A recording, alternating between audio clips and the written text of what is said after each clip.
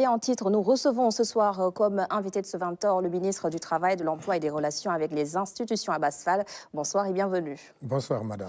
Alors des milliers de Sénégalais sont justement intéressés, comme on l'a vu dans ce reportage, par ce programme circulaire Espagne-Sénégal. Il y aura bien sûr des candidats qui seront malheureux, mais comment expliquer d'abord cette pléthore de demandes? Merci madame. Je crois que cela s'explique aisément. Cela est un héritage de l'échec de toutes les politiques d'emploi qui n'existaient même pas dans l'ancien régime de Macky Sall. Parce que moi, en tant que ministre du Travail, de l'Emploi et des Relations avec les institutions, quand je suis venu, je n'ai pas trouvé sur place une réelle politique nationale d'emploi élaborée. Elle n'existe pas. Et nous sommes en train, effectivement, d'y travailler avec la coopération italienne. Nos équipes sont en train de se constituer pour réfléchir sur une réelle politique d'emploi au Sénégal, qui n'a jamais existé. Et n'oubliez pas que ce rush, comme je l'ai dit tout à l'heure, n'est rien d'autre que le résultat de l'échec d'autant d'années donc de gestion des affaires publiques de façon générale, mais d'autant d'années de gestion donc de l'emploi dans notre pays. Donc nous sommes très à l'aise par rapport à ça, et cela justifie effectivement les directives du chef de l'État, son Excellence le président Bassirou Diomaye Faye, qui a donné des instructions fermes pour d'abord qu'on évalue les programmes et projets qu'on a trouvés sur place, de les mettre en cohérence et de proposer aux Sénégalais de façon générale et aux jeunes donc de façon particulière donc des opportunités qui puissent leur permettre, chacun avec le niveau qu'il a, donc de trouver un emploi. Et cela aussi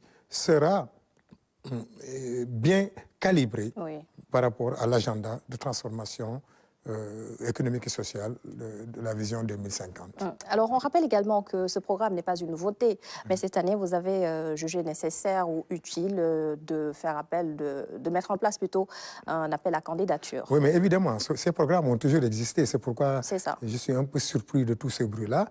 Ces programmes existaient, mais ils n'étaient pas gérés en toute transparence. Parce que nous sommes au courant, parce que moi qui viens d'arriver au ministère de l'Emploi, il y a des programmes qui m'ont été effectivement proposés, qui existaient auparavant, mais qui n'ont jamais connu cette publicité. Ce n'était pas suffisamment vulgarisé? Non, pas du tout, pas du tout. Il y a des mémorandums d'entente qui ont été signés avec l'Espagne en 2021 par Madame l'ancienne ministre des Affaires étrangères, Madame Aïssata Tall Sall. Mais ce programme n'a jamais été vulgarisé. Et c'est beaucoup plus à des gens affiliés à une obédience politique, c'est à ces gens-là qu'on donnait l'opportunité d'aller donc travailler à l'extérieur. Mais le plus important existe de façon légale dans tout ce que nous faisons dans ce pays. Il y a ce qu'on appelle la migration circulaire ou bien la migration de travail qui existe partout dans le monde. Et c'est dans ce cadre-là, même au niveau du ministère du Travail, de l'Emploi et des Relations avec les institutions, il y a une division qui gère tout ce qui est lié à la migration du travail. Donc ce ne sont pas des choses qui viennent comme ça d'exister, mais ce genre de programme a toujours existé. Et je vous rappelle, pour le cas du Qatar, j'espère qu'on va en parler, mais cela n'est rien d'autre que la résultante d'un accord que nous avons trouvé sur place et qui a été ratifié à l'Assemblée nationale en 2013 et signé par mon ancien collègue Mansour, je crois Mansour Sy. Cet accord a toujours existé entre le Qatar et le Sénégal.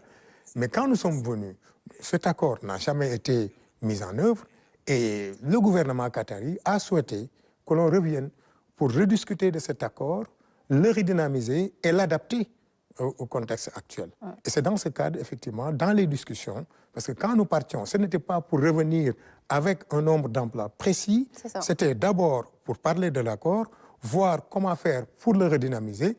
Et sur place, nous avons eu donc la surprise qui nous a été proposée d'avoir au moins la possibilité des opportunités d'emploi qui peuvent aller jusqu'à 1000 postes. C'est ça. Avant d'en venir au cas du Qatar, on va s'arrêter un petit peu sur l'Espagne. On sait que ce sera un peu plus de 300 personnes qui seront justement retenues pour cette année. Est-ce que vous avez une idée du genre de contrat qui leur sera proposé? Oui, c'est des contrats saisonniers. C'est des contrats Ça a saisonniers. duré genre environ 3 mois? 3 à 6 mois, comme l'a dit mon collègue. Mais je rappelle que ce contrat, quand même, donc cette opération est gérée au niveau du ministère des Affaires étrangères. Donc, et mon collègue secrétaire d'État en a parlé tout à l'heure. C'est des contrats qui vont durer entre 3 et 6 mois. C'est des contrats saisonniers. Et juste après, effectivement, ces jeunes-là vont revenir au Sénégal. Avec des conditions de travail adéquates. Mais bien sûr, c'est pourquoi. C'est là où c'est intéressant. Parce qu'autrefois, les gens prenaient des voies dangereuses même, en empruntant soit la mer ou en passant par le désert, pour aller travailler là-bas sans que cela soit encadré. Et là, nous avons au moins, c'est ça qui protège un peu les migrants, c'est le gouvernement sénégalais prend toutes les dispositions pour que ces jeunes-là, ou bien ces gens-là, ne partent pas comme ça dans le désarroi pour être exploités, mais au moins que le gouvernement veille à ce qu'ils soient bien traités. Pour le cas du Qatar, c'est une expertise différente qui est demandée. Oui. C'est ça? Oui, pour le cas du Qatar, c'est une expertise différente. Parce que le Qatar, effectivement, a son agenda 2030. Et dans cet agenda 2030, il y a un aspect lié au capital humain comme chez nous. Ils ont dit qu'ils ont besoin d'expertise dans le domaine de la santé, des infirmiers et autres, dans le domaine de la logistique, avec des BTS et des licences en logistique, dans le domaine de la technologie. Et nous avons au Sénégal énormément de jeunes qui attendent d'être recrutés par soit les entreprises sur place ou bien par d'autres programmes. Et pour nous, même si on parvenait à avoir un niveau de développement économique important, ce que nous souhaitons et ce qui va se passer dans ce que nous prévoyons de faire avec l'agenda de transformation économique sociale, on ne peut pas empêcher aux gens d'aller chercher mieux s'ils le veulent. Il n'y a aucune contrainte. On n'oblige pas les gens à partir. Ça, il faut que les Sénégalais aussi le comprennent. Ceux qui veulent partir, partiront. Ceux qui souhaitent rester au Sénégal, profiter de l'environnement et profiter de ce qu'il y a pour le moment, mais là aussi, il reste. Il n'y a pas de débat. C'est comme si, j'ai l'impression, c'est comme si on affrétait un bateau, qu'on prenait les Sénégalais, qu'on les y mettait de force pour les acheminer au Qatar. C'est comme ça que je comprends les préoccupations des uns et des autres qui ne sont pas forcément sincères. Pour certains, c'est des préoccupations politiques. Pour d'autres, c'est autre chose. Mais ceci étant, le plus important pour nous, c'est que cet accord-là sécurise les Sénégalais qui vont partir. Comme je l'ai dit tout à l'heure, il y a beaucoup qui sont partis par d'autres voies et qui ont eu des problèmes arrivés là-bas au Qatar. L'entreprise ferme, on ne respecte pas vos droits, il n'y a aucune protection sociale. Qu'est-ce que vous allez faire? Vous allez soit revenir au pays ou bien errer là-bas. Nous, ce que nous avons dit, il y a des conditions qui sont claires. Nous sommes en train de travailler sur les contenus des contrats. Et pour dire, cet accord a même prévu qu'on va déplacer un inspecteur du travail au Qatar qui va exclusivement... Mais en plus, et il y a même quelqu'un qui était là-bas qui a pris la retraite. Donc, il va devoir être remplacé. C'est pour sécuriser ici le travailleur. Ce serait un travail de suivi également. Mais un travail de suivi. En termes de statistiques, nous allons avoir une mainmise sur le niveau de sortie dans ce pays. Parce qu'il y a beaucoup de jeunes Sénégalais qui partent sans pour autant que nous, on ait effectivement les éléments qu'il faut. Déjà, il y a l'aspect statistique. Il y a l'aspect protection du travailleur. Parce que quand c'est à partir de la direction des emplois que cela se fait, nous avons la même mise sur là et nous avons des interlocuteurs directs. Et pour dire, il y a beaucoup d'agences qui exploitaient ces jeunes-là pour les acheminer au Qatar et qui leur faisaient payer des frais de dossier. Il n'y a pas de frais de dossier. C'est la direction de l'emploi qui prend en charge le processus du recrutement jusqu'à l'insertion. Et après, maintenant, il y a d'autres considérations économiques, mais et sociales qui vont profiter aux Sénégalais.